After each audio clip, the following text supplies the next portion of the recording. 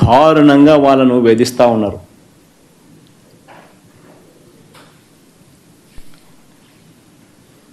పోలీసులను వాడుకుంటా ఉన్నారు, అన్యాయంగా వాడుకుంటా ఉన్నారు. ఎమ్మెల్యేల చేత వాళ్ళ ప్రతి నియోజకవర్గంలో ఒక ప్రైవేట్ మాఫియా ముఠాను తయారు చేసి కొట్టిస్తున్నారు కూడా. పోలీసులు ఎలాగో కేసులు పెట్టరు, అది కూడా చేయండి అని. చట్టాన్ని దుర్వినియోగం చేస్తూ ఉన్నారు, చట్టాన్ని చేతుల్లోకి తీసుకుంటా ఉన్నారు, తప్పుడు కేసులు పెడతా ఉన్నారు, ఇల్లీగల్ డిటెన్షన్స్ చేస్తూ ఉన్నారు. తీవ్రమైన మానవ హక్కుల ఉల్లంఘనకు వీళ్ళంతా కూడా పాల్పడతా ఉన్నారు.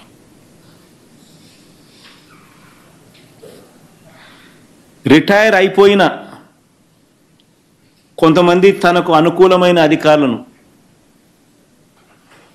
ఒక జట్టుగా తయారు చేశాడు. ఏబి వెంకటేశ్వరరావు అని ఒకడు, ఆర్పి ఠాకూర్ అని ఇంకొకడు, యోగానంద్ అని ఇంకొకడు, రిటైర్డ్ ఆఫీసర్లు ఒక జట్టుగా తయారు చేశాడు. తన దగ్గర కూర్చోబెట్టుకుంటున్నాడు. వీళ్ళందరూ చేసేది ఏంది? జిల్లాల్లో చంద్రబాబు ప్రభుత్వానికి ఎవరు వ్యతిరేకంగా ఉన్నారో, ఎవరు చంద్రబాబు మీద వేదికలు పెట్టి వేదికలపైన గట్టిగా నిలదీస్తున్నారో వారి పేర్లను టీడీపీ పార్టీ వర్గాల నుంచి, ఇంటెలిజెన్స్ వర్గాల నుంచి వీళ్ళంతా సేకరిస్తారు.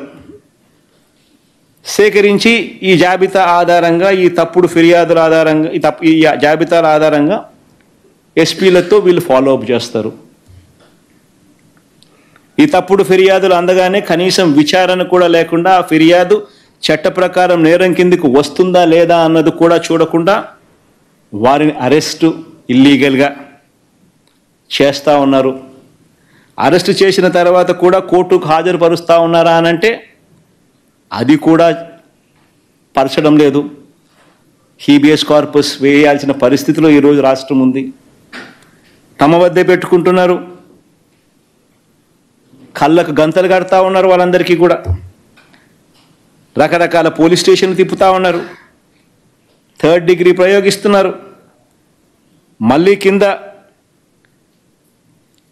ఈ పోలీసులు ఏం చేస్తూ ఉన్నారు అని అంటే, వీళ్ళు కొట్టిన తర్వాత దాన్ని వీడియో ఫిలిం తీయడం, తీసిన తర్వాత వీళ్ళు పైనున్న ఈ జట్లకు, పైనున్న వీళ్ళందరికీ పంపించడం. చేసినాము, కొట్టాము, చూడండి, తిలకించండి, ఆనందించండి అని సేడిజం ప్రదర్శించడం.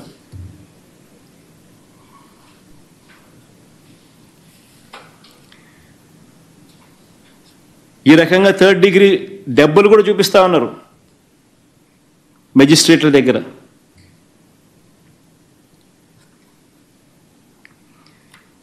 ఎఫ్ఐఆర్లు కూడా అప్లోడ్ చేయడంలా. ఎఫ్ఐఆర్లు అప్లోడ్ చేస్తే న్యాయ ప్రక్రియలో ఫాస్ట్గా, వేగంగా జరుగుతుందనే ఉద్దేశంతో ఎఫ్ఐఆర్ కూడా స్లో డౌన్ చేసి, న్యాయ ప్రక్రియ కూడా స్లో డౌన్ చేసే భాగంలో ఎఫ్ఐఆర్ అప్లోడింగ్లో కూడా జాప్యమే. ఎఫ్ఐఆర్ కోసం బాధితుల బంధువులు నేరుగా పోలీస్ స్టేషన్ల ముందు ధర్నాలు చేస్తూ ఉన్నారు చాలా చోట్ల.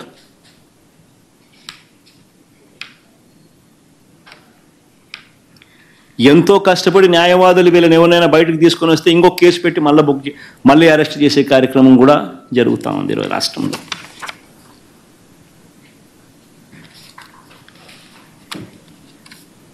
చంద్రబాబు నాయుడు గారు అరాచకాలు ఇంతటితో ఆగిపోవడంలో ఎమ్మెల్యేల పైన, మాజీ మంత్రుల పైన కూడా ఇదే, సినీ దర్శకుల పైన కూడా ఇదే రకమైన పరిస్థితి మనమంతా చూసాం. మొన్న చెప్తా ఉన్నా, నాకు రామచంద్రారెడ్డి అని, పెద్దిరెడ్డి రామచంద్రారెడ్డి, ఆయన తోటలో దగ్గరుండి ఎస్పీ ప్రోద్బలంతో దగ్గరుండి సిఐ అక్కడికి పోయి ఆయన తోటలో నాటు తుపాకులు పెట్టే కార్యక్రమం చేసి, తోటలో పనిచేస్తూ ఉన్న ముసలాయమ, దాదాపుగా 55-60 ఏళ్ళ వయసు, 60 ఏళ్ళ వయసులో ఉన్నాయమ, కొట్టి ఒప్పించే కార్యక్రమం కూడా ఆమెతో చేయించే ప్రయత్నం చేస్తే మెజిస్ట్రేట్ దగ్గర ఆయన దెబ్బలు చూపించి జరిగిన విషయం చెప్తే మెజిస్ట్రేట్ తిట్టి పంపించాడు సిఐని. 10 రోజులు వారం రోజుల కింద జరిగిన ఘటన ఇది. రాష్ట్రంలో ఈ మాదిరిగా పరిస్థితులు ఉన్నాయి. రామ్ గోపాల్ అంత చూసినాం. వీళ్ళ సినిమాలు తీస్తే తప్పులా? వీళ్ళేం సినిమా తీసినప్పుడు వివేకం అని సినిమా తీస్తే తప్పులా? వీళ్ళు ఏం చేసినా వీళ్ళు ఐటీడీపీ ద్వారా ఇష్టం వచ్చినట్టుగా వీళ్ళని రన్ చేసినా నష్టంలా, తప్పులా? వీళ్ళు ఎవరి మీద ఏ రకమైన మాట్లాడినా తప్పులా? రామ్ గోపాల్ వర్మ చేసిన సినిమాకు సెన్సార్ బోర్డు అప్రూవల్ ఉంది. సెన్సార్ బోర్డుకు పోయింది, సెన్సార్ బోర్డు అప్రూవల్ వచ్చింది.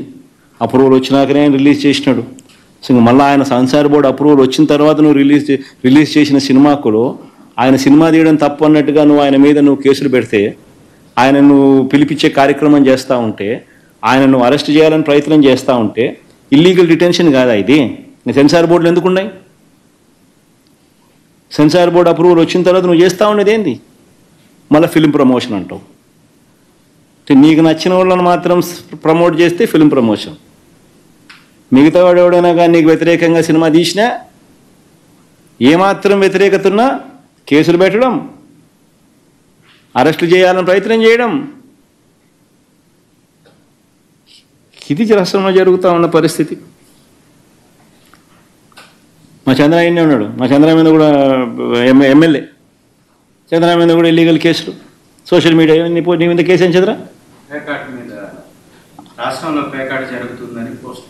రాష్ట్రంలో ప్యాకాట్ జరుగుతూ ఉందని చెప్పి ఆయన నియోజకవర్గం ఉదాహరణగా చూపిస్తూ, ఆయన నియోజకవర్గంలో ఉన్న ప్యాకాట క్లబ్బులు ఇక్కడ జరుగుతూ ఉన్నాయని చెప్పి ఆయన పోస్టు పెట్టినందుకు ఆయన మీద కేసు.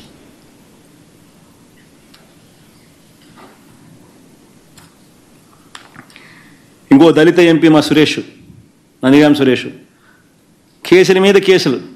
తెలుగుదేశం పార్టీ ఆఫీస్ మీద ఆయన దాడి చేసినాడు. ఆయన పాపం ఆయన దాడి చేయలే, పాపం ఆయన ఫోన్ కూడా పోలే.